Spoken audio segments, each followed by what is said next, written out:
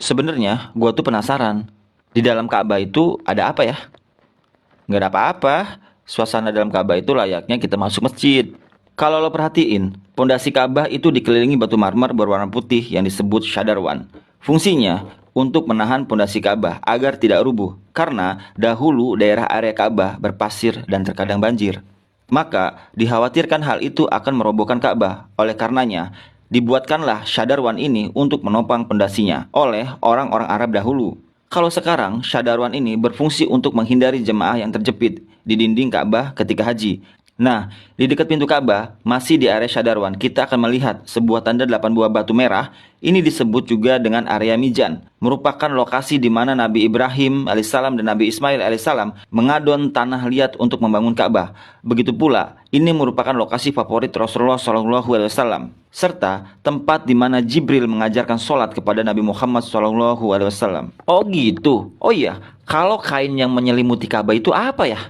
Kain yang menyelimuti Ka'bah itu namanya kiswah. Dan orang yang pertama kali menyelimuti Ka'bah pertama kali dengan kiswah merupakan seorang raja dari Yarhimi yang bernama Tuba Abu Kab.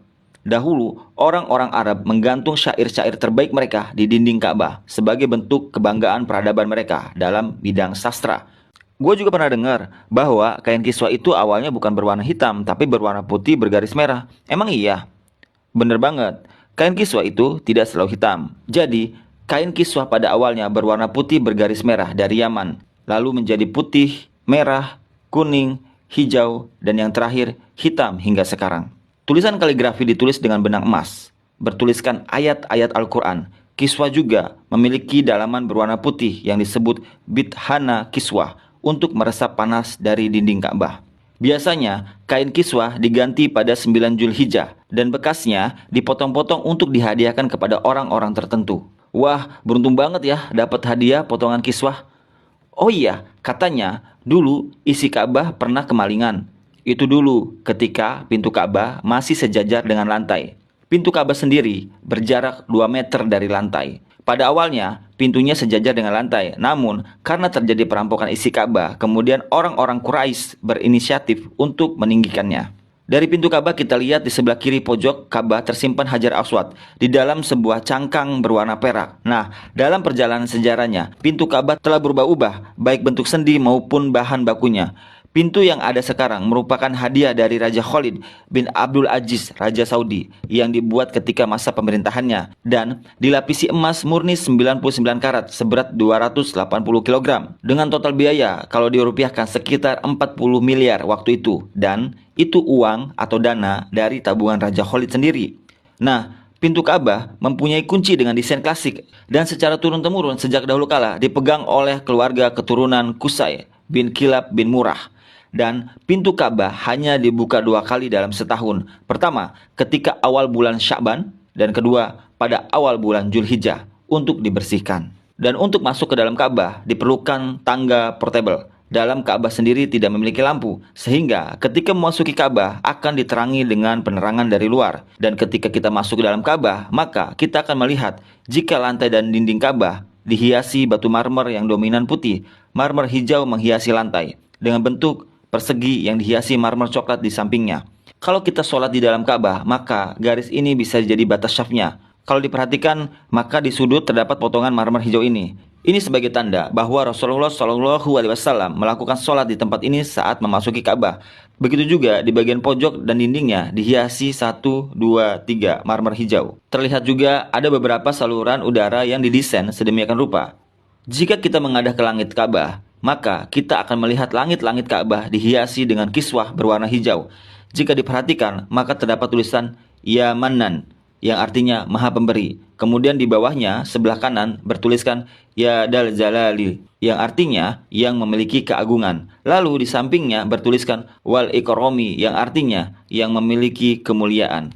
Di bawahnya bertuliskan penggalan surat Al-Baqarah ayat 144 yang berbunyi, قد نرى تقلب وجهك في السماء فلنولينك قبلة ترضاها فول وجهك شطر المسجد الحرام. Kemudian di tengahnya bertuliskan kalimat tauhid, La ilaha illallah Muhammadar Rasulullah. Dilanjutkan di bawahnya bertuliskan surat Al-Imran ayat 96.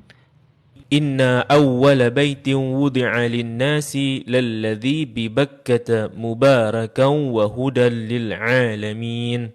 Kalimat ini tertulis berulang-ulang hingga memenuhi dinding atas dan langit-langit Ka'bah. Di bagian atas terlihat juga langit-langit Ka'bah ada 3 penyangga yang kemudian ditopang oleh 3 tiang dari kayu dengan diameter 44 cm dengan jarak antar tiang sekitar 2 meter. Tiang ini dihiasi dengan 6 hiasan cincin terbuat dari emas. Bagian bawah pondasi tiang berbentuk kotak yang besarnya dapat diduduki oleh orang dewasa. Dan orang yang pertama kali memasang tiang di dalam Ka'bah adalah Abdullah bin Zubair saat pertama kali memugar Ka'bah selepas wafatnya Rasulullah SAW. Di bagian atas tergantung harta karun berupa kendi-kendi atau lentera kuno yang terbuat dari emas dan perak, merupakan hadiah pemimpin negeri-negeri muslim pada masa lalu. Kenapa kendi-kendi atau lentera-lentera itu masih digantung sampai sekarang? Karena itu merupakan tradisi yang sudah ada sejak masa silam. Oke, kita lanjut lagi ya. Di bawahnya tepatnya di antara tiang terlihat sebuah meja heksagonal berwarna putih dengan atasannya dihiasi marmer hijau. Memiliki kabinet penyimpanan dengan 2 pintu dan 4 engsel, memiliki 2 pegangan. Ini berfungsi untuk menyimpan bokhur dan minyak wangi seperti kasturi, ember, gaharu, dan sebagainya, yang nantinya digunakan untuk mencuci dan membersihkan Ka'bah. Dan ini merupakan wadah untuk menaruh wewangian. 2 sisi dinding Ka'bah terdapat 1, 2, 3, 4, 5, 6, 7, 8, 9, 10 plakat yang tertempel di dinding Ka'bah dengan warna yang berbeda yang terbuat dari batu alam. Salah satu yang mencolok adalah plakat yang tepat berada di depan area Rasulullah SAW sholat. Plakat ini berisi kaligrafi dengan style Gothic murabah yang tertulis La ilaha illallah Muhammadar Rasulullah. Selain itu juga terdapat plakat lain berisi maklumat mengenai renovasi Ka'bah oleh Raja Khalid bin Abdul Aziz. Sepertinya plakat lain juga berupa maklumat renovasi Ka'bah oleh pemimpin muslim sebelumnya. Di sampingnya terdapat sebuah pintu yang disebut pintu At-Taubah yang sepenuhnya dihiasi dengan emas murni. Di belakang pintu ini ada sebuah tangga yang mengakses ke atas Ka'bah. Dari atas dapat dilihat jika ada pengait untuk mengikat kain kiswah. Dan bahkan kita juga bisa sholat di atas Ka'bah. Jika Ka'bah tidak diselimuti kiswah, maka penampakannya seperti ini. Nah, kiswah Ka'bah akan diganti setahun sekali dan harganya mencapai 50 miliar dengan berat 650 kg. Kiswah juga berfungsi untuk menghindari dinding Ka'bah dari keretakan akibat panas matahari. Nah, itulah gambaran dari Ka'bah dan apa-apa saja yang ada di dalam Ka'bah. Wah, makasih banget ya, informasinya daging semua. Jadi, gua nggak penasaran lagi deh sekarang. Kalau lo mau tahu lebih lanjut segala informasi tentang Islam, lo bisa main ke channelnya Rabbanians ID. Tapi, kalau lo mau tahu tentang sejarah kisah Nabi Muhammad SAW sebelum lahir hingga beliau wafat, lo bisa baca buku Sirah Nabawiyah. Banyak orang yang menangis membaca buku ini, karena buku ini ditulis layaknya novel, mudah dicerna seakan-akan kita terbawa ke dalam kisah Rasulullah SAW. Bagi teman-teman yang mempunyai aktivitas kesibukan yang padat, jangan khawatir. Di buku cetakan terbaru terdapat barcode audio. Jadi, teman-teman bisa mendengarkan kisah Nabi Muhammad SAW sambil beraktivitas. Buruan deh, dapetin bukunya. Mumpung masih ada promo. Klik keranjang kuningnya. Segera.